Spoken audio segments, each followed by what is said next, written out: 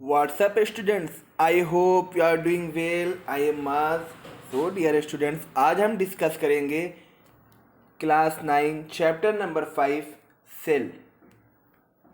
Cell the fundamental unit of life.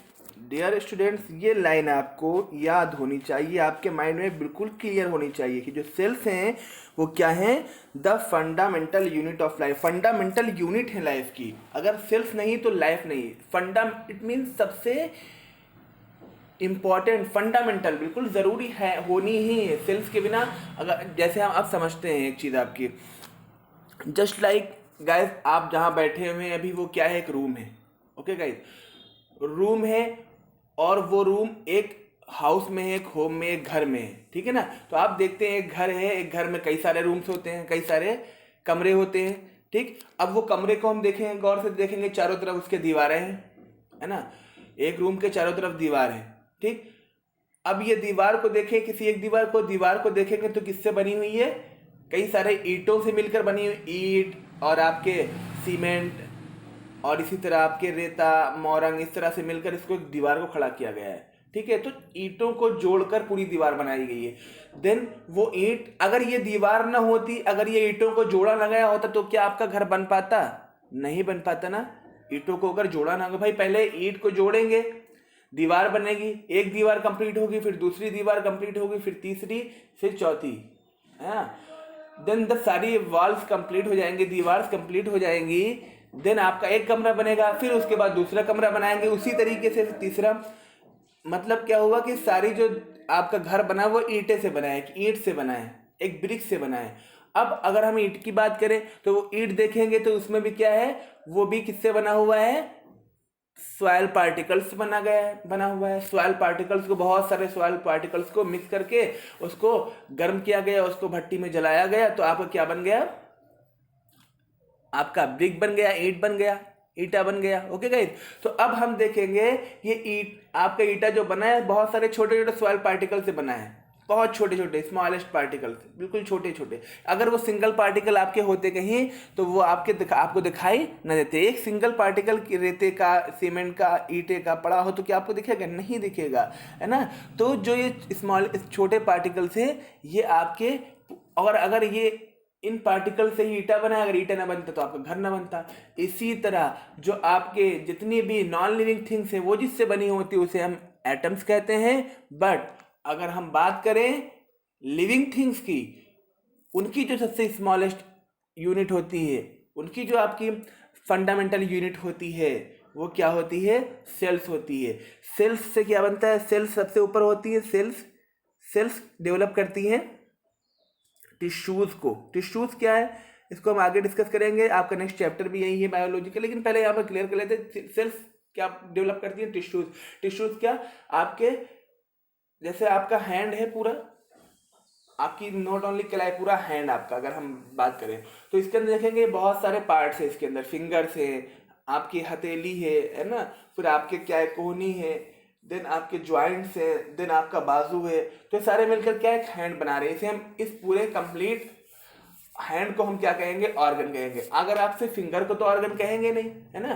तो जो आपके हैंड में, और आपके पूरे हैंड पूरा ऑर्गन है, जो इसमें जो अलग अलग पार्ट्स है इनको हम क्या कहते हैं? टिश्यूज कहते हैं। इट मीन्स क्या हुआ, सेल्फ टिश्यूज बनाएंगे, टिश्यूज मिलकर क्या बना देंगे? पूरा ऑर्गन बना देंगे। और आपको पता है ऑर्गन ही हम मिलकर क्या बनाते हैं? हमारी बॉडी बनाते हैं। इट मीन्स हमारा हैंड बन गया, हमारा लेग्स बन गए, हमारा हेड बन गया, इसी तरह से बहुत सारे ऑर्गन मिले और हमारे पूरी बॉडी का निर्माण, पूरी बॉडी का कंस्ट्रक्ट कर दिए। ओके गाइस, जैसे आपका एक रूम से पूरा, एक दीवार से, एक ईंटे से पूरा घर बन रहा था, वैसे हमारी एक सेल से पूरी बॉडी बन गई। अब हम डिस्कस करेंगे सेल्स को कैसे निकाला गया, कैसे पता चला सेल्स के बारे में, हिस्ट्री क्या है, उसको सबसे पहले किसने डिस्कवर किया। ओके गाइस, तो हम बात करते हैं, एक बार आपके एक वैज्ञानिक थे, एक बार आपके एक साइंटिस्ट थे रॉबर्ट हुक नाम के, ठीक है। तो बहुत अपना, उन्होंने बहुत ही इंटेलिजेंट साइंटिस्ट थे।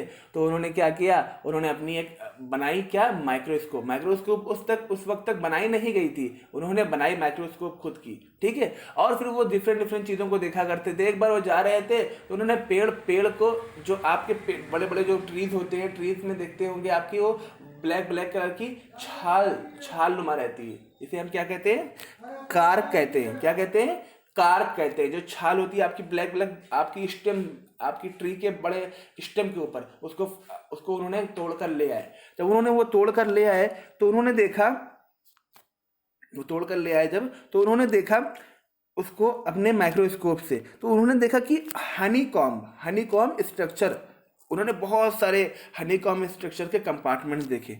ठीक, अब ये कैसे स्ट्रक्चर थे, इस तरह के स्ट्रक्चर देख रहे हैं, ये इस तरह के स्ट्रक्चर उन्होंने देखे। तो इन्होंने कहा ये तो छोटे छोटे बॉक्सेस, अब ये बॉक्सेस की तरह लग रहे हैं, तो उस वक्त तक सेल्स नाम का डिराइव नहीं किया गया था। तो उन्होंने देखा तो इसको क्या कहा, इन छोटे छोटे बॉक्सेस को कि ये जैसे रूम की तरह लग रहे हैं, तो उन्होंने नाम दिया इन बॉक्सेस को, क्या कहा, सेल्स कहा, कि ये रूम की तरह है, एक रूम या इसमें कमरे की तरह है, इसलिए उन बॉक्सेस को उन्होंने क्या नाम दिया, सेल्स। तभी से ये सेल्स कहे जाने लगे। अब बात करते हैं, और ये कब था, ये आपका था 1665 में। ओके गाइस, 1665 में सेल नेम दिया, और इसका मतलब है, इन लैटिन वर्ड है यह, और इसका मतलब है अ लिटिल रूम, छोटे छोटे कमरे। ओके गाइस, तो हमें पता चल गया कि सेल सबसे पहले डिस्कवर किसने की, रॉबर्ट हुक ने की। कब, 1665 में। कहाँ देखा, आपके कॉर्क में देखा।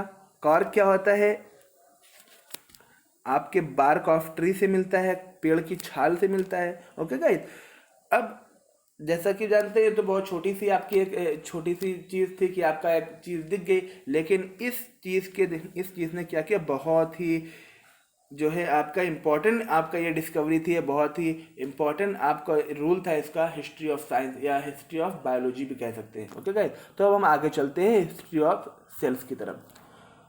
तो अब बात करते हैं हिस्ट्री ऑफ सेल्स। सबसे पहले जैसे पता चला कि हम लोगों ने देखा कि सबसे पहले डिस्कवर किसने किया, रॉबर्ट हुक ने 1665 में। कहाँ ऑब्जर्व किया, इन अ कॉर्क। फिर आपके आते हैं 1674 ल्यूवेनहॉक, ये बहुत इंपॉर्टेंट आपके साइंटिस्ट हैं ये भी, ल्यूवेनहॉक। इन्होंने उस माइक्रोस्कोप को और डेवलप किया और अच्छा बनाया, और फिर वो एक तालाब में गए और तालाब का पानी लेकर आए। वो देखना चाहते थे कि तालाब के पानी, पॉन्ड के वाटर में क्या कुछ होता है, कि ओनली वाटर ही होता है। तो उन्होंने देखा उसके अंदर बहुत सारे लिविंग सेल्स हैं, और वो उसी में घूम रही हैं। तो सबसे पहले ल्यूवेनहॉक ने 1674 में किसको देखा, लिविंग सेल्स को देखा। किसको देखा, living cells in pond water. Okay guys, first time. Then आपका बहुत सारे साल गुजर गए, उसी पे रिसर्च चलता रहा, बहुत सारा आपका डिस्कशन चलता रहा, क्योंकि उस टाइम इतनी ज़्यादा रिसोर्सेज नहीं थे, इतना ज़्यादा किसी को पता नहीं था। इसी तरह ना आपको बहुत ज़्यादा जो है आपके टेक्नोलॉजीज थी। देन धीरे धीरे आपका बहुत सारे साल, करीब 200-150 साल गुजर गए। देन आपके एक आय वैज्ञानिक रॉबर्ट ब्राउन ने क्या डिस्कवर किया आपका, उन्होंने डिस्कवर किया nucleus in the cell. Nucleus क्या है आपके, ये जो छोटे छोटे पार्ट दिख रहे हैं आपके एवरी सेल्स के, तो ये कहलाते हैं न्यूक्लियस।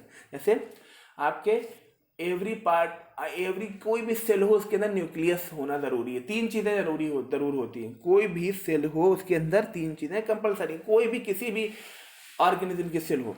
जस्ट लाइक सबसे पहला क्या चीज़ है आपका, वो न्यूक्लियस रहेगा एक, और साइटोप्लाज्म, जो सेल को चारों तरफ से रूम, आपका रूम है तो रूम के चारों तरफ क्या है, आपका एक कवर है। वो कवर क्या है, ऐसे आपकी वॉल्स का कवर है। तो इसी तरह आपके सेल्स के चारों तरफ भी एक कवर रहता है, जिसे हम क्या कहते हैं, साइटोप्लाज्म।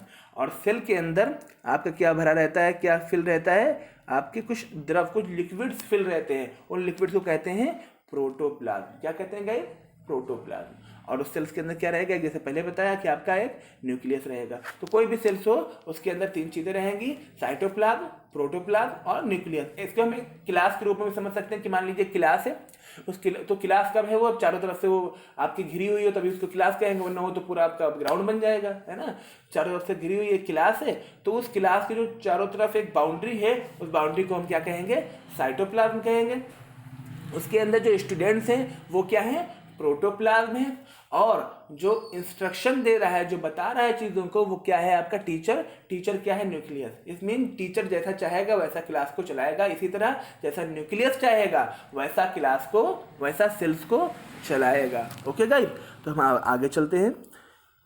देन आपके नेक्स्ट आपके साइंटिस्ट हैं आपके पूरे केंजी।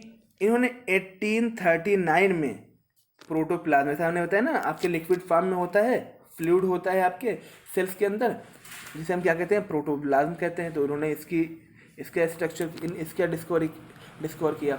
फिर हम बात करते हैं the cell theory. Cell theory किसको कहा था, ये भी हिस्ट्री के अंदर ही आती है, सेल्स की हिस्ट्री के अंदर।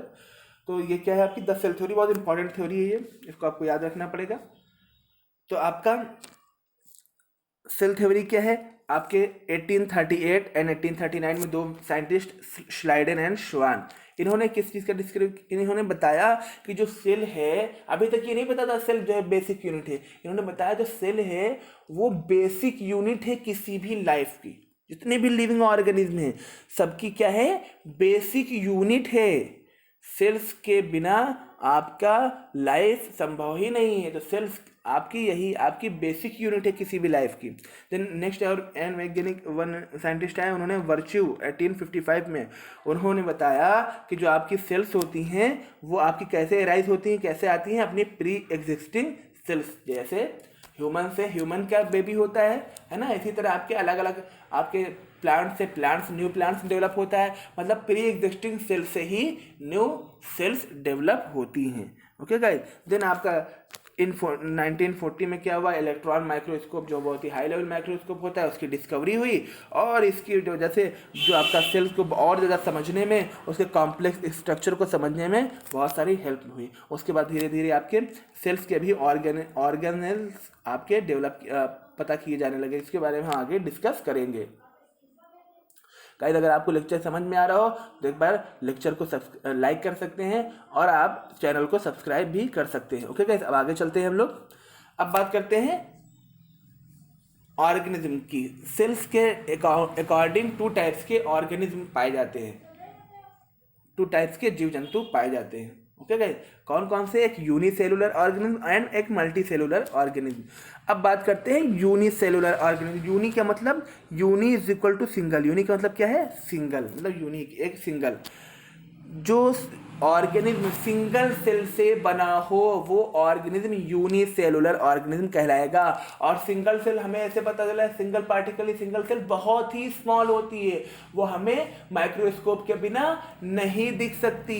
इसीलिए जो सिंगल सेल ऑर्गेनिज्म होते हैं वो हमें नहीं दिखते हैं, जैसे बैक्टीरिया, आपके अमीबा, इसी तरह आपके क्लाइडोमोनास होते हैं, पैरामीशियम होते हैं, बैक्टीरिया होते हैं। ये सब क्या है, सिंगल सेल ऑर्गेनिज्म हैं। ये हमें आपके बिना विदाउट माइक्रोस्कोप नहीं दिख सकते।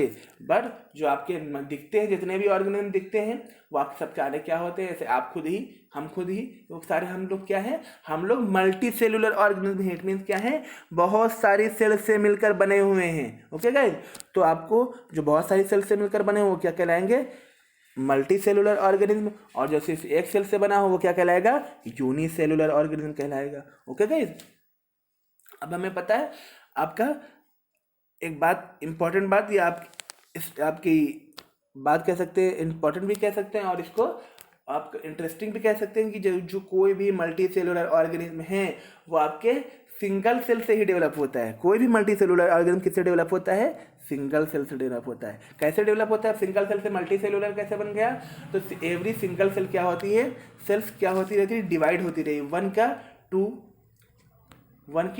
1 से 2 सेल्स बन जाएगी, और 2 से क्या बन जाएगी, 4 बन जाएगी, 4 से 8 बन जाएगी। इसी तरह डिवाइडेशन चलता रहता है, और आपका वो एक सेल से कई सारी सेल्स डेवलप कर लेता है। ओके गाइस, अब हम बात करते हैं shape and size of cell. ठीक, तो डियर स्टूडेंट्स, आपका जो शेप एंड साइज है सेल्स का, वो एवरी सेल्स का अलग अलग होता है। और कुछ सेल्स रहती है, जैसे अमीबा, वो क्या करती है, अपने साइज को चेंज करती रहती है, अपने साइज को क्या करती रहती है, चेंज करती रहती है, अपने शेप को चेंज करती रहती है। ठीक, जबकि कुछ आपकी जो सेल्स है वो आपकी क्या होती हैं, फिक्स रहती हैं हमेशा, है ना। इसी तरह से हम देख सकते हैं यहाँ पर बहुत सारी तरह की, अब जो आपके मल्टी सेलुलर ऑर्गेनिज्म है उनमें बहुत सारी तरह के सेल्स पाए जाएंगे। जैसे यहाँ पर हम देखिए बेबी गर्ल को देखते हैं, तो इसमें देखते हैं इसके जो आपके माइंड में पाई जाएगी, ब्रेन पाया जाता है आपके दिमाग में, आपके दिमाग में कह रहे हैं, आपके हेड में ब्रेन पाया जाता है, तो ब्रेन सेल्स कुछ इस तरह की होती हैं। इसी तरह आपके यहाँ पर लीवर पाया जाता है, लीवर सेल्स कुछ इस तरह की होती हैं। मसल्स होती है यहाँ पर, मसल सेल कुछ इस तरह की होती हैं। इसी तरह यहाँ पर ब्लड पाया जाता है, ब्लड तो पूरी बॉडी में से पाया जाता है, ब्लड की सेल्स कुछ इस तरह होती हैं। इसी तरह आपका इंटेस्टाइन, इसे कहते हैं आंत, ये पाई जाती है, तो इसकी सेल्स कुछ इस तरह की होती हैं। इसी तरह different types of cells in human body होती है। इसी तरह सब में अलग अलग प्लांट्स की बात करें, अलग अलग एनिमल्स में भी डिफरेंट टाइप्स ऑफ सेल्स होती है। कुछ इस तरह की ये सेल्स पाई जाती है। सेक्स सेल्स हो गई ये दोनों, ये आपकी फीमेल सेक्स सेल्स, ये मेल सेक्स सेल, ये मसल्स सेल, ये फैट सेल हो गई, बोन्स यानी बोन्स की सेल ये होती है, ब्लड सेल्स, नर्व सेल्स, ये आपकी क्या है, बहुत ही कॉम्प्लेक्स स्ट्रक्चर होता है, इसको हम आगे डिटेल से डिस्कस करेंगे, है ना। ये एपिथेलियल सेल होती है। तो इस तरह की बहुत सारी सेल्स पाई जाती है हमारी बॉडी में। आई होप आपको ये सेल्स का इंट्रोडक्शन समझ में आया होगा और आपके इसके अंदर बहुत सारे जो पार्ट्स हैं वो भी क्लियर हुए होंगे। फिर भी अगर कोई कन्फ्यूज़न होती है तो आप उसको मैसेज या कमेंट बॉक्स में बता सकते हैं। और अगर ये लेक्चर आपको समझ में आया हो तो आप चैनल को लाइक एंड सब्सक्राइब भी कर सकते हैं। Thank you.